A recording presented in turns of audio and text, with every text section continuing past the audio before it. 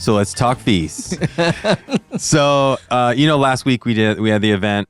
Bunch of advisors came in, some for Insight Folios, and a bunch of people just kicking the tires for us, right? It was awesome. And super fun. And one topic that came up quite a bit was, the advisor fees. Like, how do you handle a conversation with a client? And on the heels of that, this weekend, I had read an article about the real cost or the current cost of 2 days at Disney World. Okay. And at first I saw the headline, it was $3,000 for 2 days for family of four at Disney. At first I was like, I don't remember, we haven't been in probably 4 or 5 years. And I was like, how bad is that? And then you start reading down, you're like, but it doesn't include flight or travel and hotels. And I was like, oh, what? So this is just 2 days at the park. To get into the park, all day at the park. And then once you leave, it's over. Like, that's just 2 days there. Golly. Yeah. I was like, dang, that's like a lot of money. And what's that? $750 a person for 2 days. That's food and getting into the park, souvenirs, whatever. People eat? I mean, that's a lot of money. That is. And then it kind of broke it down. I don't want to get into details, but the crazy thing is, when you talk about from a financial advisor standpoint, how do you bring up fees? And then from the investor standpoint, what am I paying for? And, and then you think about this article that I read about, Disney, and I'm thinking there's certain people out there is like, that's a steal. Sure. They see so much value. I mean, I can tell you there's nothing more magical than walking down Main Street, USA in Disney World, in the Magic Kingdom. I got married in Disney. I'm a huge fan of Disney. We went every year of my kid's life until, about 5 years ago. And it just got too, I don't know. It was our family outgrew it, I think. Yeah. The magic's still there, but now I'm like, would I spend, $300 and some odd a day per person? I don't know, but that's where my wife and I have landed. Honestly, I think she went maybe once or twice when she was younger. I only went once and I can barely remember it. And now every time we price it out to take our family, I'm just like, it's super. Seriously? I'm even thinking of this, my wife and I are getting ready to go on our 10-year anniversary, and we're going for basically this same price to a brand new all-inclusive for 6 nights. And it's the same price. So that's food, hotel, everything but the flight. Everything. But all we gotta do is just fly, and then everything else is covered for all the activities. For 6 days, not for 2. 6 days. Food. I mean, that's I mean, and I guess that's where I really want to center our conversation today on where's the value, because people will look at certain costs and go, "That's a steal." And I can remember as a kid, grew up super poor. I would never get drinks when I went to dinner or went out to lunch with my friends. Just always got water. Always got water, because I couldn't get over the fact of how expensive drinks were. Yeah, it's like $2.50. Well, back then, whatever it was. Now, but I'm thinking that's an extra, cheeseburger or 2, or a flavored liquid, and I'm like, it's, the cost of a Coke was the same cost or more than a hamburger. Mm-hmm. And as a kid who had limited resources, yeah, I didn't see any value in flavored liquid. I was like, give me the meat. Yeah, give me the food. Cheeseburger. Yeah. As I'm poor and I'm hungry, I'm like, I'm not thirsty. I am thirsty, but I can quench my thirst for free. But then as you get older, things change. And then you start to see value. Like, I know a lot of people go to dinner early just so they can drink. I'm not one of those people, but there's a lot of people out there that will say there's value. Just have it at home. Yeah. Go home a little earlier. It's a lot cheaper. Yes. So let's dive in. So there's a couple different things that we're going to talk about here. So I want to talk about, and not necessarily in this order, although we can, I want to talk about the cost of financial advice. So that's hiring an advisor, many different ways. Sure. And then I want to talk about the cost of investments. So investment products. Yeah. So I don't just want to talk, this whole show isn't about why you need to hire an advisor and what's the value there. This whole show is really based on what are the real costs, the underlying cost, if you're going to reach out to some person with a heartbeat, or you're just going to go buy some product, on off the shelf, online or whatever. So I guess we'll just start with the financial advisor. So what are some typical structures when you're going to go hire someone? Yeah, so you typically have we call it an AUM fee, or an asset under management fee. And that can really, it's all across the board what someone charges. And at what point they charge what they do, but it's typically about 0.25% to 2% is what you see in that range. Yes. With the average, if you go look at how much should a financial advisor charge, you're probably going to see 1% online is typically what you see. Yeah. So my understanding here, been in this business for nearly 2.5 decades or almost 3 decades, 25 years. The vast majority of advisors, they charge a fee for whatever you invest with them. So if you have $1 million and you give this firm 500,000, they're just charging on the 500,000 that they invest. Some people believe it's like, well, if I've got $1 million and I give you 100, you're charging on them. No. It's just whatever they invest. And this is typically an actively managed. This means the advisor isn't just selling you a bunch of mutual funds. And that's where some issues lie. Yep. If an advisor is taking on clients and then they're basically buying the same stuff that you can go get somewhere else, or, manila products, that they're not really actively managing and they're charging a fee on top of that, that's a tough situation to be in. Why don't you just go buy them yourself, right? So that's the one section. There's other advisors out there that will charge a flat fee. Yeah. Where they'll come in and say, I'm this much a year, and that there might be thresholds. If you invest, 100,000 on this fee, if it's $1 million on this fee, if it's, 5 million, it's this fee, whatever it is, but it doesn't change. Yep. Feels like a CPA model, right? Like how they kind of, like you have a fee whenever you go to your CPA for the work that they do, but they kind of back into it a little bit. Yeah. How much time is it going to take? Okay, here's how much value. Correct. Yeah. So, and then there's the commission-based dying model. Yeah. So when I first came into this business, that was a very big model, and it really irked me on the inside because I'd sit around these huge conference tables of these advisors, saying, hey, I made 4% on this trade or 2% on this trade. And then when I got them out of it, I made another 2% and the client broke even and I made 5%. And I'm sitting there, I'm like, I'm not built this way. Yep. I'm going to make a fair wage to my family, but I'm not trying to get rich off somebody else. Right. And not just because you picked that one investment. Yeah. Yeah. I was really struggling. So, the commission one isn't really relevant anymore. The flat fee, there's a bunch of advisors out there, but it's a very small percent. The industry runs on AUM. There are other types of hidden fees that some advisors charge and some don't. So depending on the circles that you're being influenced on, there's a lot of financial advisors out in the marketplace that charge for planning, where you come in and they'll say, well, to onboard, to go through our planning process, it's going to be $2,000, $5,000, $10,000, just to go through. Like for us, it's Simplicity. And we had one advisor that was charging $5,000 just to walk them through Simplicity and do and give them the plan, his advanced planning. Yeah. A lot of people don't charge for that. We've never done that. I've struggled with that. The concept behind that is to weed out people that aren't serious. Sure.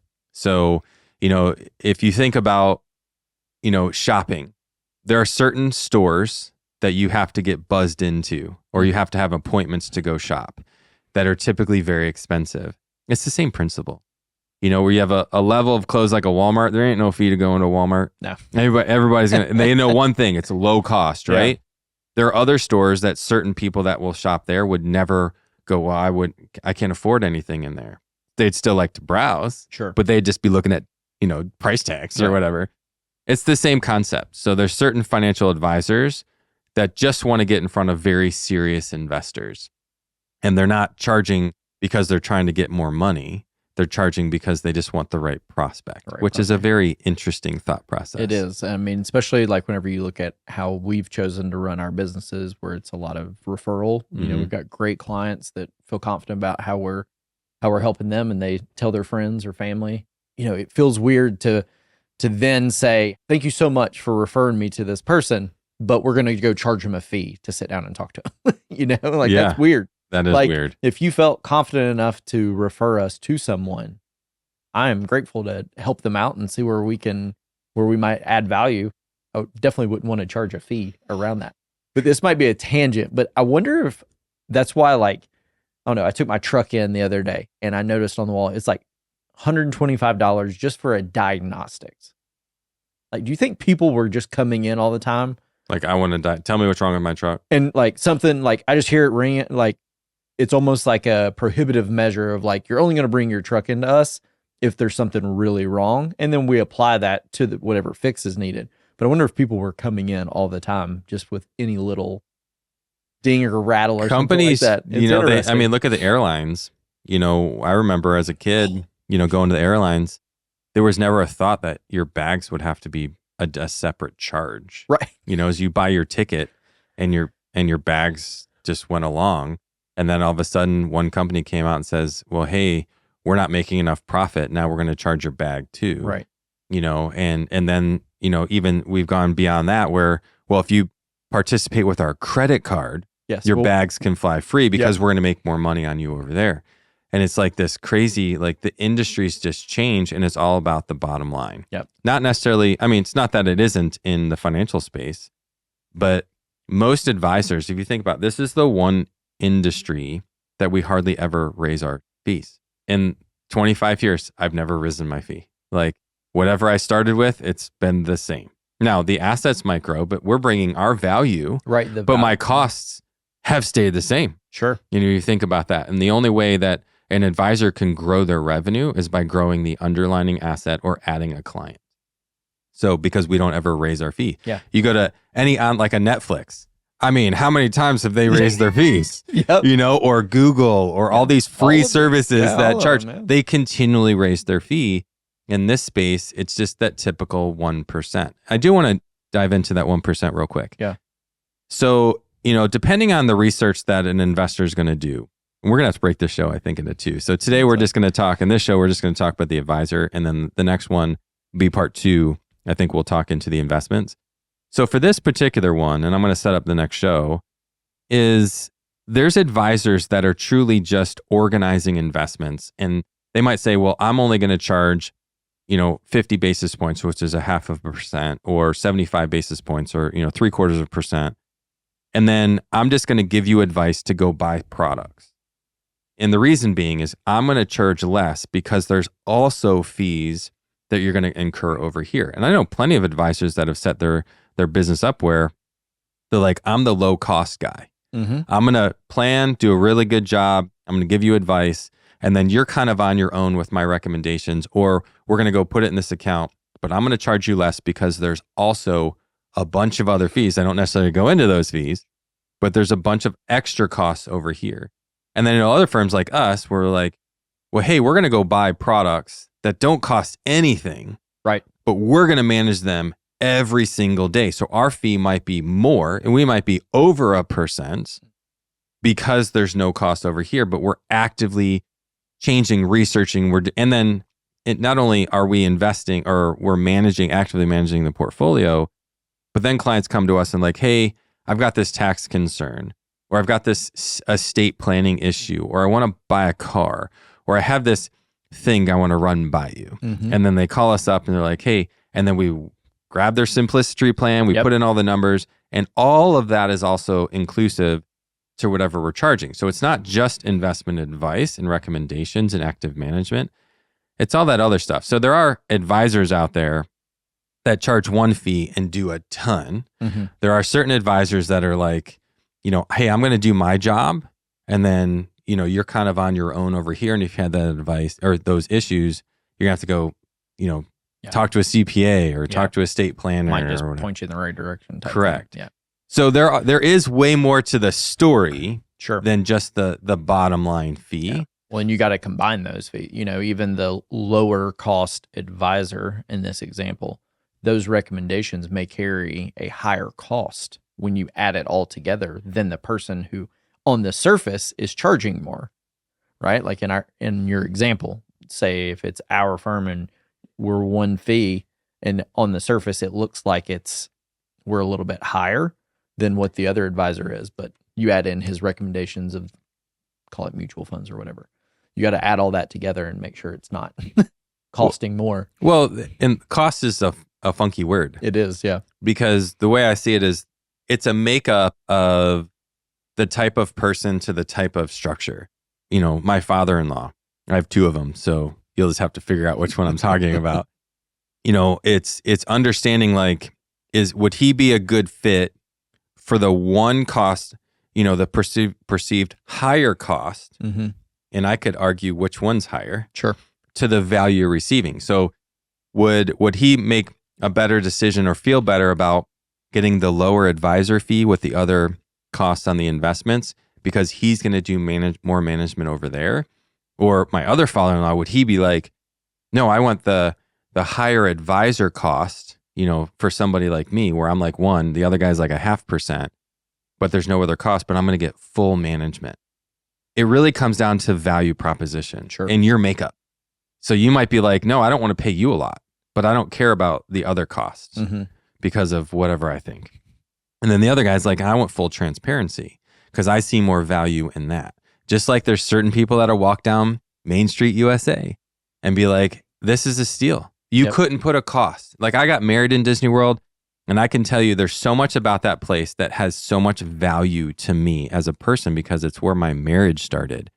I love Walt Disney and his whole story. Like the current company might not be what I love, but its origin, the OG of Disney, he was somebody that is very respected. And for me, sometimes I have a hard time putting a dollar amount on that. Sure. But on the flip side, now you're getting into value, right? Which is totally different. But that's what we want to talk about here. Yeah. So we are addressing costs, but it also comes down to value because cost is only an issue in the absence of value. So here, if you're hiring a financial advisor that has tremendous value, no matter what we talk about the fee structure, you're like, I don't care. My guy's amazing. My gal's she has solved. She's done this. She's done that. And regardless of what they charge, there's a tremendous amount of value. I'm not saying that costs don't matter. I am just making a connection that when there's a tremendous amount of value, cost isn't as big of the discussion. Well, look at like cell phones. You can get a cell phone that's very inexpensive, yet the majority of the U.S. population chooses to pay thousands of dollars for a cell phone. Because they see tremendous value in what that phone can do to hopefully simplify their life, keep them connected, allow them to stay in touch with loved ones and friends, or quite frankly, now you can run an entire business off your phone. You can do so many things. Yeah. Well, that's a good transition. So we're going to pause here. We're going to pick up next show wearing the same thing. We're just going to cut this show into 2. And in the next show, we're going to dive into those other products.